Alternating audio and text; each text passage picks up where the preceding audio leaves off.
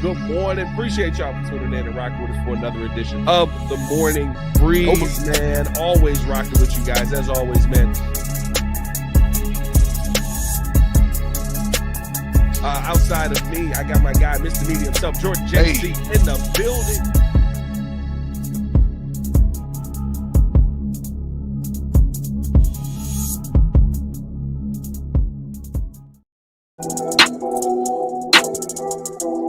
We made it. Are we here? Made it to another Friday. Best show for Chicago sports. Survived another week. TGIF. Oh my God. Got a lot to talk about on today's show. A lot to break down. An interesting trade proposal could net the Chicago Bears more than just Myles Garrett. The real question is it worth it in the long run? And then, The Athletic polled 10 different front office people and ranked the head coaching hires this offseason. And Ben Johnson doesn't come in number one? Very interesting. We got to break that down. The date is 2/14/2025, 7:31 in the morning. And ladies and gentlemen, is it 12 o'clock yet? I'm already ready to start celebrating. It's a Friday, baby. Go ahead, get you a noon drink in. Go ahead, get you a little noon sip in. Yeah, I mean, go ahead, just get you a little something from the bar at noon. Boss ain't gotta know. He ain't coming out to the job site, no way. It's a Friday, baby. Let's get it. Come on, huh? Big vibes, big vibes. Yeah. Appreciate y'all for tuning in and showing love to another edition of the Morning Breeze. Hit that like button, subscribe to the page, leave a 5-star review. Y'all know what to do. Come on. Push the button. Come on. Push the button. Come on, push the button. Yeah, come on, push your button. You heard what she said. Y'all heard what Sue Young said. Hit the like button, subscribe to the page, man. Stop playing with us out here, dog. Shout out to y'all, man. Dolo show here for your boy on a Friday, so I'm going to be chopping it up with y'all in the chat. Shout out King Booker World, said 5 o'clock somewhere. You're doggone right. Bulls Daily said we drink at noon. Well, see, here's the thing, Bulls Daily, right? Usually, lunch is around noon, right? You know what I mean? And sometimes on a construction site, you'll roll out, go hit lunch at a local pub that's got some phenomenal lunch food. You might take an extra 15, 20 minutes. And you may or may not have a Miller Lite while you sit there. That's all I'm saying. That's all I'm saying. It's 5 o'clock somewhere, baby. How y'all feeling, man? Listen, I saw this come across the docket this morning, and I wanted to read through it before I went live. That's why we're a little bit later here. And really mull over the possibility of this trade. And I saw this on Sports Illustrated on the Cleveland Browns page, talking about the possibility of a trade proposal for the Chicago Bears. And I believe this originates from SB Nation, but the Bears, but SI did pick it up, which is kind of new SI. You know, it's the thing. I don't know what to tell you. But they break down how the Browns are looking for a win-win deal, and I thought this was very interesting. It says, ideally, the Browns and GM Andrew Berry would want a deal that provide the following: 2 high-value first-round picks to guarantee the Browns multiple swings at getting a franchise quarterback, additional draft assets to acquire young talent to replace aging veterans, one or two players that Cleveland could utilize in their scheme at minimum salaries, and an ability to strike a creative deal to help eliminate some of the dead cap that would be caused. Now, I thought this was a very interesting look at it because, one, it does make sense. It does make sense, right? Listen, I'm sending you Myles Garrett. I want back multiple first-round picks. Okay. I understand. I'm sending you potential Hall of Fame, not even potential. I'm sending you a Hall of Fame talent that will continue to be a Hall of Fame talent. I want multiple first-round picks.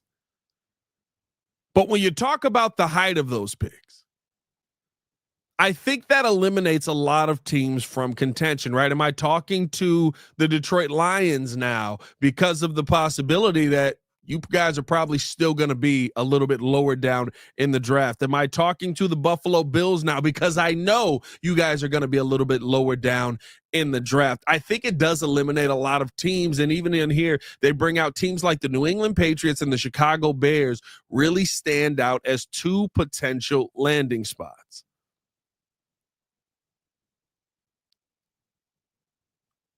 Both of them kind of meet the new quarterback requirement where there's a little bit of flexibility in the cap space because you have them on that second year of a rookie deal. Both of them have new quarterback or new head coaches in place. Now I think Vrabel probably fits a little bit more of what Myles Garrett is looking for in a head coach, but the Chicago Bears running a 4-3 fits a little bit more of what Myles Garrett is used to as a system. So I think both could work out in their favor. And you're adding in the fact that Dennis Allen getting Myles Garrett probably is a little bit enticing. The trade that is proposed here, they say the following is a suitable trade package that could be realistic for both teams and a win-win for all parties. Now, this is where it gets interesting because the Bears are not just taking back Myles Garrett in this deal. Myles Garrett, a fourth-round pick. Well, let me start with what Cleveland's got. Bears send out a first-round pick, the 10th overall pick, a 2026 first round pick, a 2025 second round pick, the 41st overall, offensive tackle Kiran Amegadjie, and wide receiver Tyler Scott. That's a lot. That's a lot. Including that second round pick to me that's where it gets a little, all right. I was cool with you on a first and a third. I was cool with you on we're moving a couple of firsts here. I'm there sending out that 41st overall pick, which is the lower of the two picks. So essentially your first round pick is Myles Garrett. Your second round pick, you have one second round pick. But what I do like about it is not a lot in the sense of long-term commitment draft capital wise. It's a hit in the first and second round of this year. You still got a second round pick. You've still got the rest of your draft. And you have your full slate of picks outside of the first round next year. I'm not out on it. But that's a lot. The Bears would receive back a 2025 fourth round pick, 103rd overall, a 2025 sixth round pick, 181st overall, Myles Garrett. And I think this is where it gets a little bit interesting, where you add in that second impact player, especially with some of the coaches the Bears have brought in. Cornerback Greg Newsome. Now, Greg Newsome had a little bit of a down season last year, but looking at Newsome's production over his time in the NFL, he has been one of those really good coverage guys. I think that when you talk about his pass rush grade, even he's been one of those guys that's been really good in the blitz. I think that he could be somebody the Bears could use well if they did get him in the system. But the thing is, we have an overabundance of DBs here. This is a situation where you basically are saying, yeah, we like Tyler Scott, but we don't love Tyler Scott. Give us something back in the deal that accentuates that. We're happy with what we have here, but we could do more. Because Greg Newsome does come with $13 million on the books going into next season. Now, to me, this is a trade, again, heavily weighted by Myles Garrett. If you're telling me, because here's my thing. I see people saying too much in the chat. I see people saying, I wouldn't make that deal. That's way too much. I'm not making that deal for Myles Garrett. I would make that deal for Myles Garrett alone. I think y'all are underestimating how good Myles Garrett is. And to me, it's mind-blowing that you are. Greg Newsome, to me, muddies this trade up. Greg Newsome, to me, does muddy this trade up a little bit. Now, you get it. Listen, I think you get him in here. You got him work with Al Harris. He does become an impact piece. You can move on from some of the other pieces that are out there, right, that are on the Bears. You probably hold on to Kyler Gordon in this situation. Maybe you move on from Tyreek Stevenson, and you bring in, right, a Greg Newsome to replace that, and that's kind of where you focus yourself. Greg Newsome, I think, working with Al Harris could take another step in the right direction. You're kind of in the same spot with both of them there. Greg Newsome, I believe, younger than Tyreek Stevenson. How old is Tyreek? Because Greg Newsome, I know, is 24. Tyreek is 24. It's the same age. Kind of that same age. Kind of that same age range. You're kind of just swapping apples for apples there.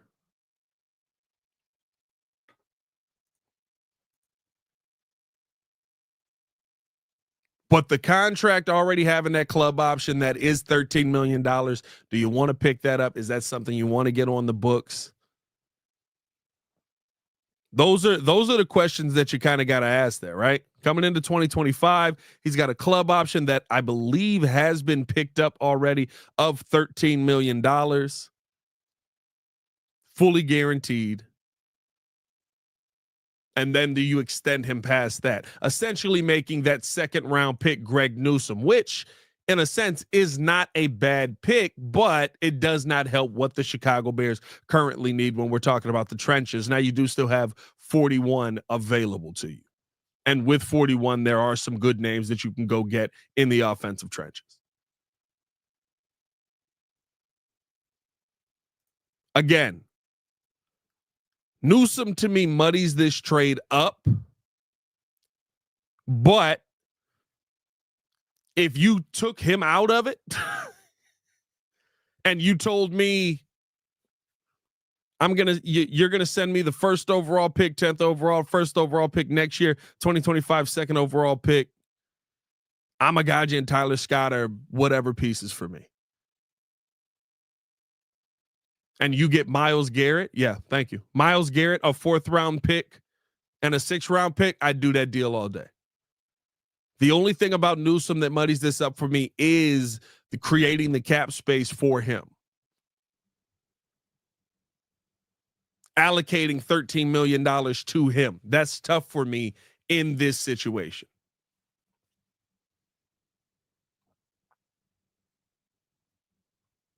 But if there's any scenario in the world where I get Myles Garrett, I'm in.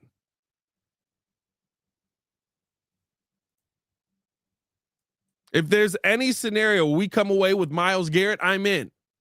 Look at the Super Bowl. You tell me what's important. You still need to get these trenches built up. You do. On the offensive side, you still need to get these trenches built up. But you tell me what's important in the long run.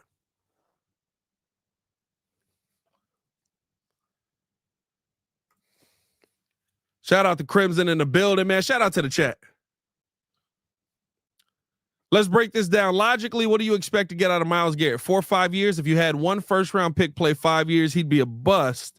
And y'all want to spend 2 first-round picks.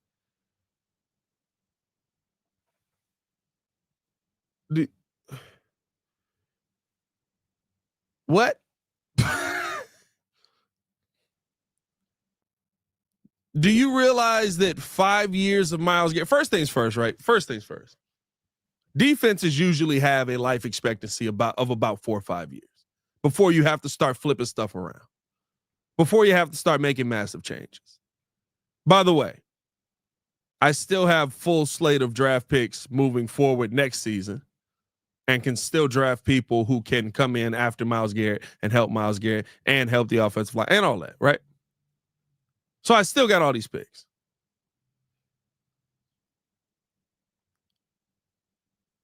And I can add, at a minimum, 14 sacks a season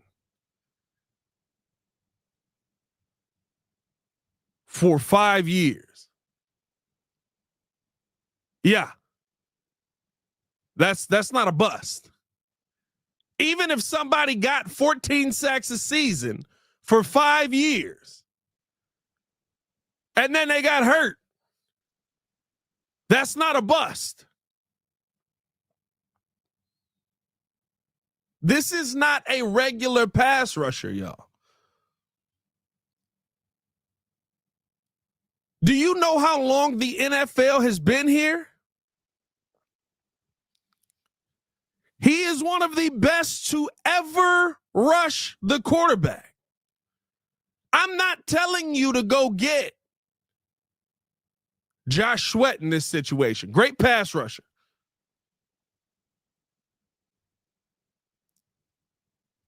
I'm not telling you to go get another Montez Sweat. Great pass rusher.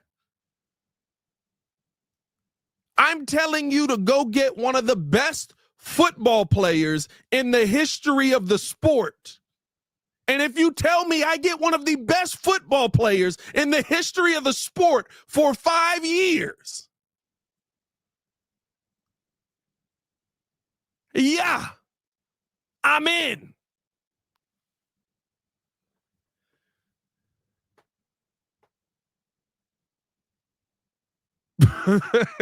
Hey, facts, Steve-O. He Euro steps to stack people, bro. He Euro stepped on a football field, bro.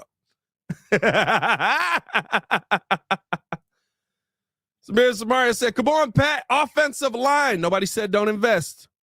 Nobody said don't invest. Again, what I've talked about before. Spend money on the O-line. Y'all got to understand. My goal this offseason is to leave this offseason spending ridiculous amount of money on the trenches. Spending a ridiculous amount of money on the trenches. I am still in on spending 20 to 25 million on Trey Smith. That's why I say this kind of this type of trade muddies up the contract or muddies up the cap space. I would keep Greg Newsome. I don't want Greg Newsome. You know what I mean? That's why I wouldn't want Greg Newsome. Now, if it's a deal breaker to get me Myles Garrett, guess what? I figure out the cap space. Now we're talking about that cap casualties conversation. Now we're talking about the Cole Kmet possibly conversation, right? Where you're starting to move on from people to add things in. Not the situation I want to be in. But again, I'm saying you go spend $25 million on Trey Smith. You go spend $10 to $15 million on Drew Dahlman. That second round pick now becomes pure offensive lineman. That second round pick becomes pure offensive lineman. Hey, we got to find the best offensive lineman at 39 that we can get. Who is that? Who's the guy that's going to be there? Seems like Joshua Simmons is climbing the board again, so I don't think he'll be there. Some people had him slated into the first round. Some people. So again, I'm not telling y'all, not to get off point here. I'm not telling you do not spend on the offensive line. I said Conjunction Junction should be the theme song of this offseason. I wish I could play it on here and get monetized. And button or, they'll get you pretty far. Last season you went with or. It didn't get you far enough. This offseason need to be and.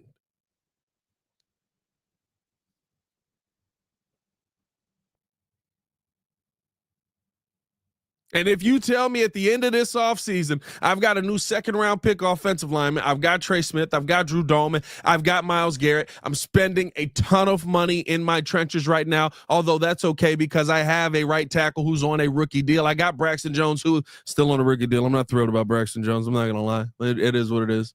I'm not thrilled about that situation there, but unfortunately, we may have to deal with that.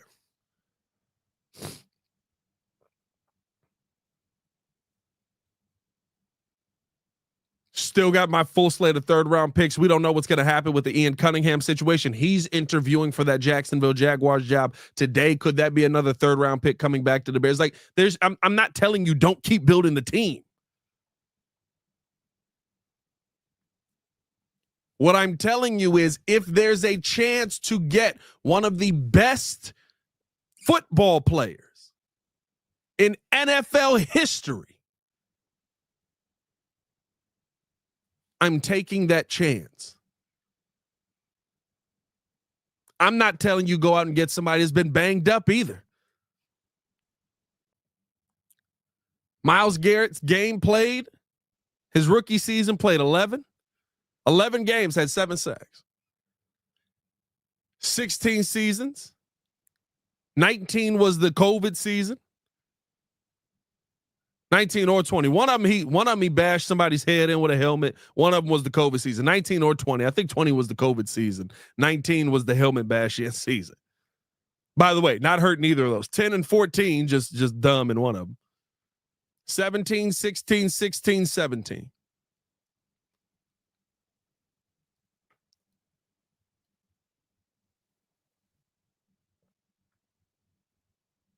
I'm telling you, there's a possibility to go get one of the best defensive linemen in NFL history. And Muggs is looking at me like I got the third eye. All right. Appreciate y'all for tuning in, showing love, man. Darren Wells said, I feel like if Ian, appreciate the super chat, Darren Wells, said, I feel like if Ian goes to the Jags and we receive a third-round comp, I will be willing on the Myles Garrett trade. It softens the blow on the trade, in my opinion. I don't know if it softens the blow. Listen, you're still giving up multiple first-round picks. You're still giving up. You know what I mean? Like, there's still a ton that you're giving up in that situation. Yes, you get a third-round pick back. It's not like it's going to be at the beginning of the third round.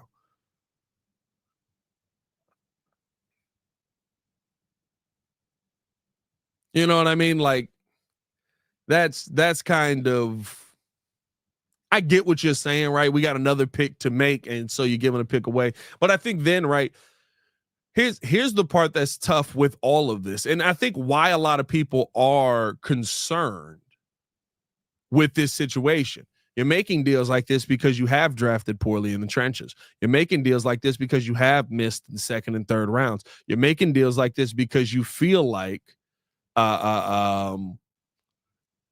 Ryan Poles hasn't been able to address this in the trenches because we don't have a name that really stands out in the trenches. I like the step that Javon Dexter took. I hope that he continues to keep taking steps. I like the step that Javon Dexter took. I hope he continues to keep taking steps, right? But again, that's still hope. I like what Darnell Wright is. I hope he continues to continue to keep taking steps. But again, that's still hope.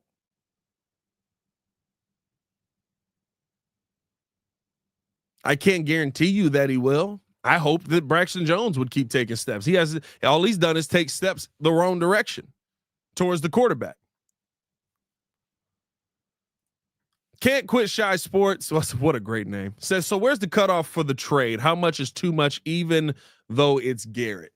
If they were talking 3 first-round picks, I'd say you can't risk that. Like that's 3 future years of your franchise that it makes it way too difficult to recover from a lot of times, right? The team that ends up giving 3 to 4 years of first-round picks up usually never wins that deal. They're usually never on the winning side of that deal. If you telling me for 2 drafts, I'm getting Myles Garrett, sure. Right. I can have that conversation with you all day. They're almost dang near at the cutoff here with the second round pick getting thrown in there 41. Again, because in this draft, I wouldn't take back Greg Newsome. Now, Greg Newsome, young player, 24-year-old player, but I've got young DBs on this team. You know what I mean? So that's what, like, this trade is close to kind of the cutoff for me, but again, it's one of those situations where, because it's just in that scenario, right? In a 3 first-round pick scenario, now I'm giving up 3 potential key starters for 1 player. 3 potential star level players for 1 player. I give you 2 for an all-time great. I'll give you 2 for an all-time great.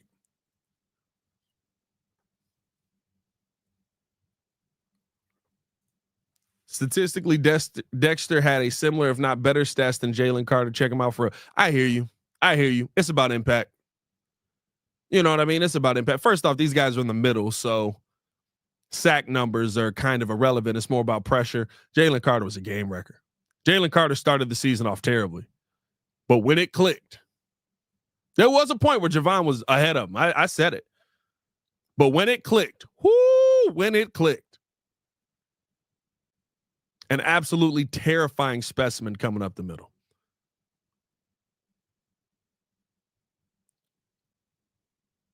An absolutely terrifying specimen coming up the middle.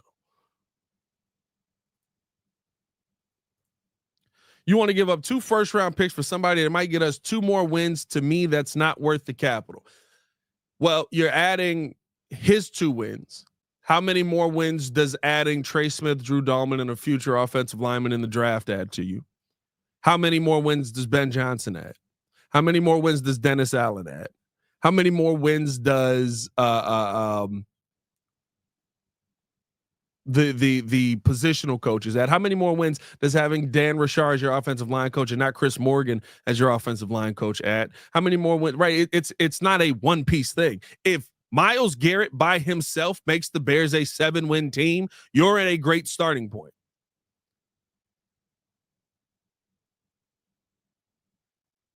But you don't go get Myles Garrett if you think that you're not winning with the coaching staff that you just spent almost $30 to $40 million on.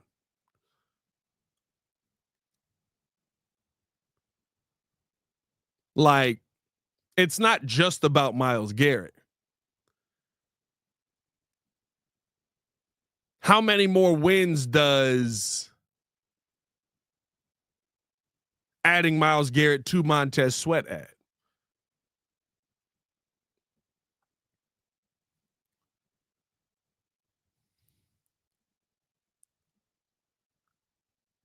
Yeah, see, this is crazy. 2 first-round picks for someone who's 87 in NFL years. I love you, Pat, but I'm good. Tell me you're not watching them. Tell me you're not watching them. Tell me you're not watching them. Myles Garrett is one of the most fit players in the NFL. Tell me you're not watching them. Appreciate y'all for tuning in and showing love, man. Hit the like button, subscribe to the page, leave a 5-star review. Y'all know what to do. Brother George says, does the age concern you? No. He's 29, guys. He's not 42. If he plays from 29 to 34 with just about no history of injury, no, the age doesn't concern me.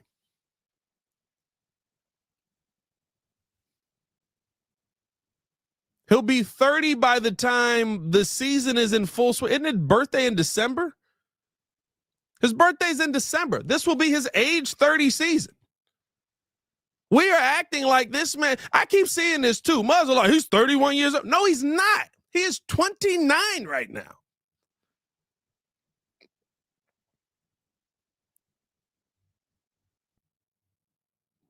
This man is still in his 20s, the end of his 20s, but still in his 20s. The season will start. He will be 29.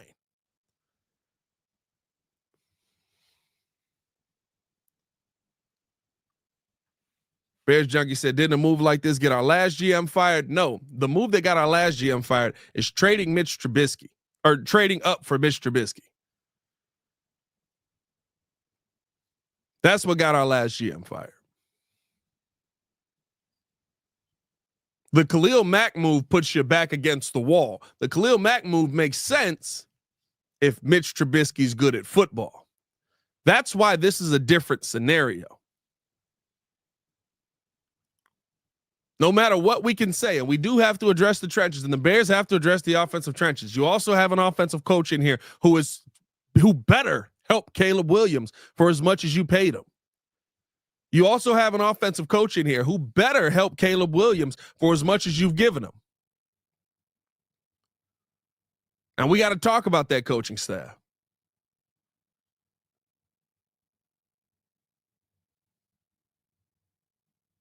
But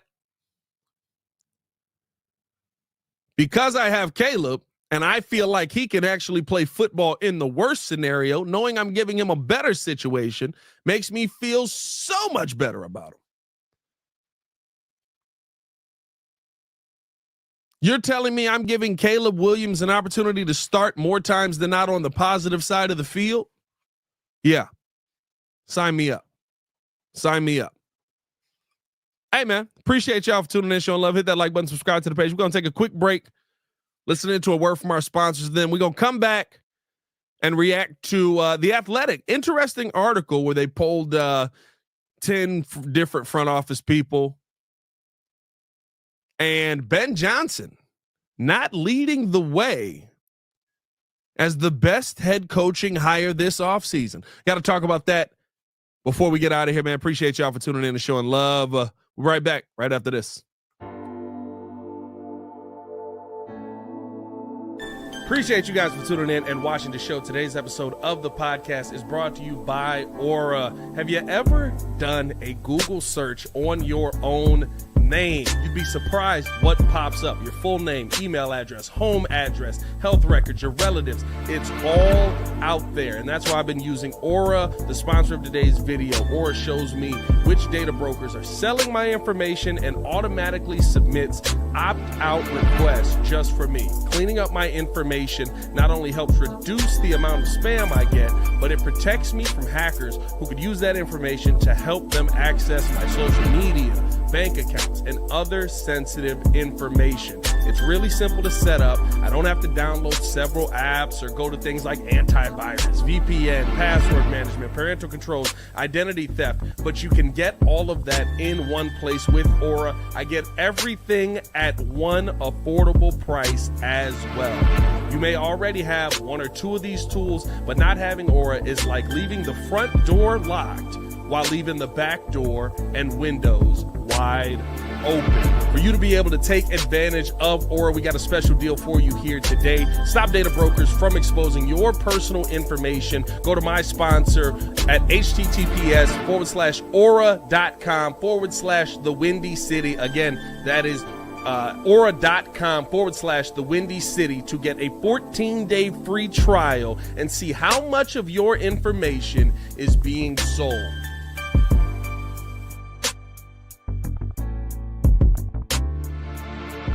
When a severe storm hits, hail and high-speed winds can cause excessive damage to your home. This can lead to blown-off shingles, broken windows, siding damage, and leaking inside. If you suspect your home has been hit with storm damage, contact CNN Construction today. We are a proud GAF Master Elite contractor offering free exterior home inspection for storm-related damages.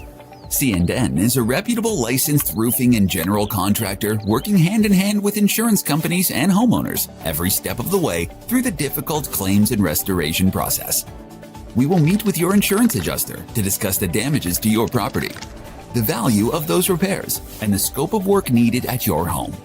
Our skilled team has you covered and will leave your home looking brand new. Give us a call today at 844-415-ROOF or visit our website at cnroofs.com for a free exterior inspection. C&N Construction. We find the solutions, not the excuses. Welcome back. Appreciate y'all for tuning in and showing love, man. Hit that like button, subscribe to the page, leave a 5-star review. Y'all know what to do. Just talking about the Myles Garrett situation, a trade that could land the Bears 2 impact pieces. Would you do it? I love that Myles Garrett was the problem that people had in that trade. I love that the fact that I brought up Garrett Newsome or Greg Newsome had nothing to do with that. Myles Garrett was the issue. Hey, dog, y'all crack me up. Y'all crack me up, bro. Let's keep this thing moving along, man. Want to talk about this article in The Athletic. This is from Jeff Howe. This came out a couple of days ago. NFL insiders rank best head coach hires. Why Vrabel tops the list. Schottenheimer underrated. Go check the article out. It's gross. But The Athletic polled 10 NFL personnel, executives, and coaches, asking them to assess each coach's fit and rank their top 5 hires, with a first place vote worth 5 points, a second place vote worth 4 points, and so forth. Votes were not solicited for members of each coach's new organization to limit subjective balloting. So they didn't ask anybody who was on any of the current coaching staffs. And I thought that this was interesting because we're so used to Ben Johnson topping every single list that he's on this offseason. But he does not come out on top. In fact, he is tied for second. The number one head coach that NFL personnel, coaches, executives believe was hired this offseason is Mike Vrabel. And listen, I get it. The experience weighs heavily here. They talk about how Vrabel was a dominant player for the New England Patriots. He won 3 Super Bowls there. He served as the Tennessee head coach for 6 seasons, made it to an AFC title game, made it to an AFC made it to an AFC title game with Ryan Tannehill. I think that's a success in itself. Knows the organization, knows the Patriot way, knows what he wants to build there. I think that is a good hire. And dare I say, because of the experience, I will agree that is probably the best hire. I'm not going to let my Bears bias jump in here, right? Here's where I believe Muggs might be tweaking a little bit, right?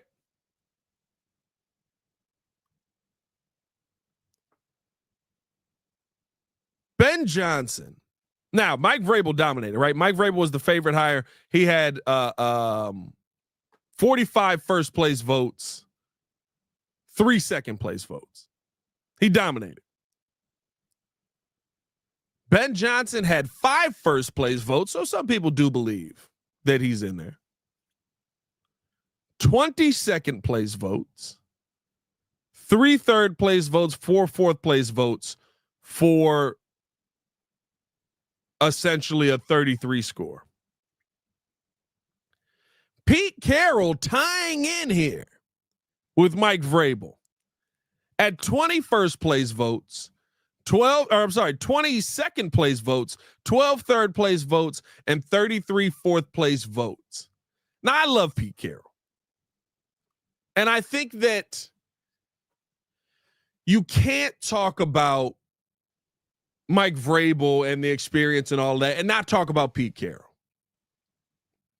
Here's where I think Pete Carroll is tough to say that he's on par with Ben Johnson here. At 73 years old, I believe he will be 74 by the time the season starts. Is he going to have enough left in the tank to turn everything around? As bad as the Bears were, the Raiders are are much further back in the rebuild process than where the Bears are right now. I mean, you literally have Brock Bowers, JPJ. You have no quarterback. Maybe you find a quarterback this offseason, but are you going to be able to protect him? Pete Carroll's not done a great job protecting the quarterbacks.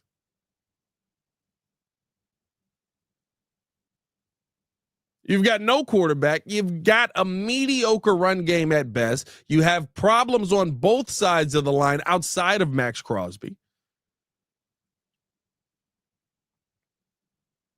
I just don't think that is a quick fix that you can just turn it around there in Vegas. Now, the question that I will ask is, right, is this kind of a culture setup type thing? If you're looking at it from a culture setup type situation, I do think that Pete Carroll could be a name that is a little bit higher in there because the Raiders need a full reset of culture. They need to find themselves. They have no idea what their identity is. Pete Carroll will do that for you. It's one of the reasons why I wasn't sitting here like this would be the worst hire in Chicago Bears history. Like, Pete Carroll's going to set a culture. He's going to get you to a point where you do look at it and you go, okay, I can see why that organization is good. I think Pete Carroll can get Vegas to the spot where we feel like we are right here this season. I don't know if he can get him past that, though.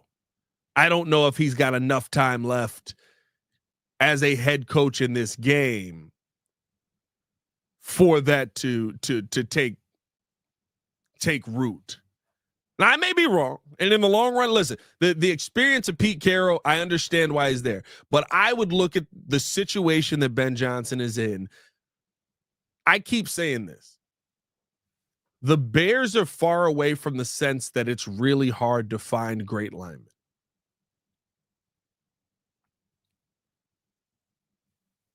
If the Bears find great linemen this offseason, and it seems like there's a ton of options available to you, the Bears have everything else. They're not far away. Then it's about, okay, well, is Ben Johnson a good offensive mind? He is. How's Ben Johnson going to do as a head coach? That's still a question mark. You can be a good offensive mind and still have that question mark, 100%. I get why it's close here. I'm not saying that Pete isn't the reason that this shouldn't be close. I think the situation is a heck of a lot tougher. A heck of a lot tougher for Vegas.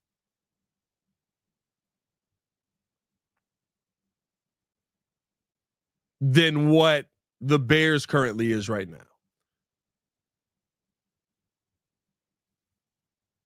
But again, if you're talking about, do I feel that Ben Johnson is going to be a great head coach? No questions. There's a guarantee that he's going to, I don't know. I've never seen him be a head coach. I would hope that the infrastructure that he's building and what he's building up is going to improve that. I do know that he can put up 33 points a game with his system. I do know that he's the first person I've seen come into Chicago and say, we're going to build a system for the quarterback. I do feel good about what he brings to the city and the names that he has brought to the city, the star-studded staff that he has brought to the city. And again, I continue to say this. Name me a staff that has had this many impact names on it that failed.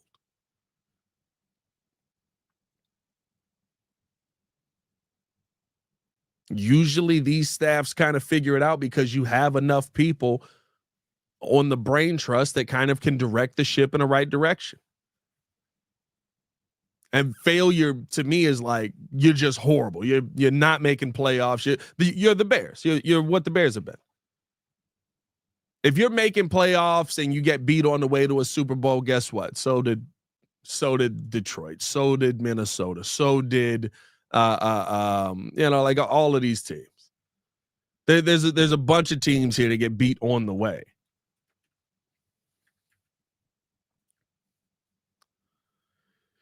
Steve-O said 2015 Skins. Didn't that team win the division? Right? Am I tripping on that? I think they won the East that year. I may be wrong.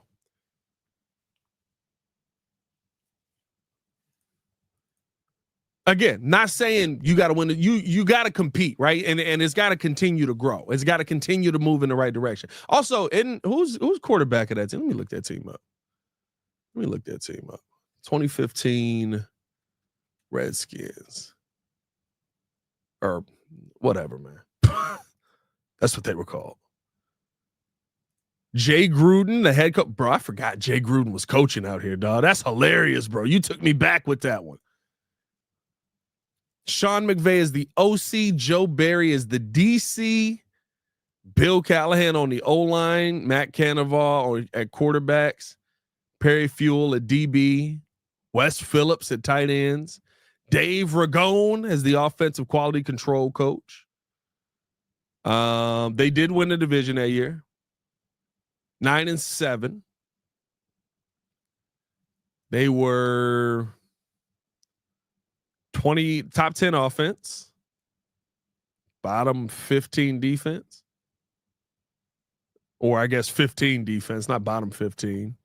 And Kirk Cousins, quarterback there. 4,100 yards, 29 touchdowns, 11 interceptions.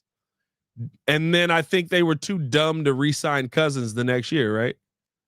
Ain't that, you like that? You like that?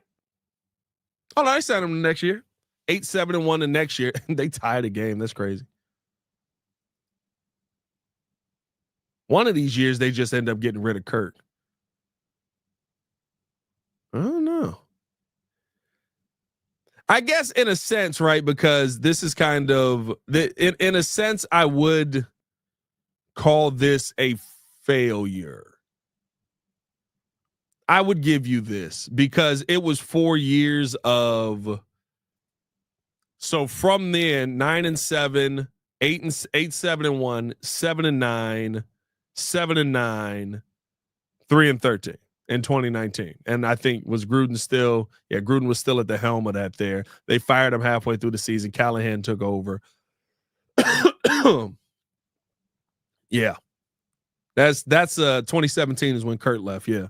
When Kirk left. Still some good offensive staffs though.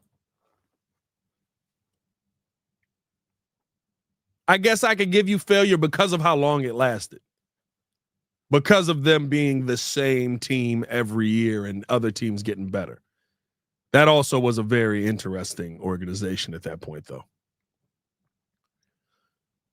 But even that, I don't know if I'd call, if you can stay in the playoffs, if you can continue to grow, I'd say that that's still a success. They didn't end up doing that. Point being, these staffs normally don't fail. These staffs normally continue to grow. These staffs, we're literally talking about Ben Johnson because he comes from so many different aspects and so many different kinds of organizations and so many different kinds of offensive staffs and all of that. Like, you're talking about the possibility of creating a Ben Johnson tree here and having this kind of, hey, you go out, you figure your offense out, you go out into the world. Here we go. Some very, very interesting names are part of this coaching staff, and I think that they're going to have an impact on the culture here in Chicago. So I get Pete.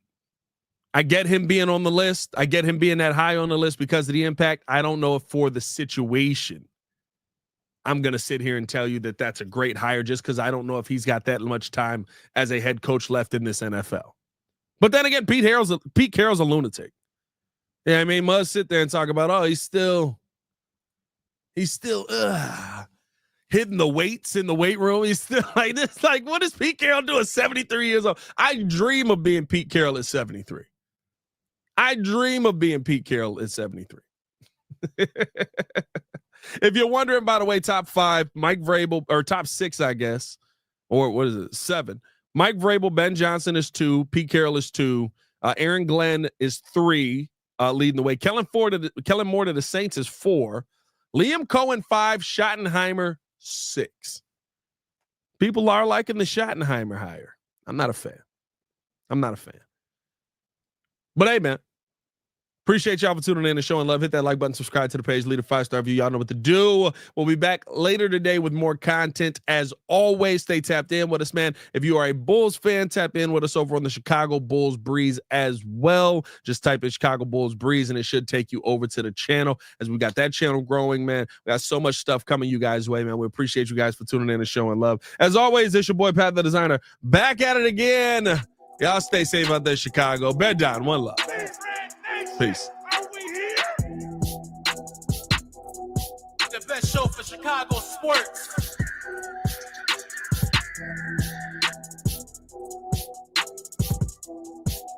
Oh my God!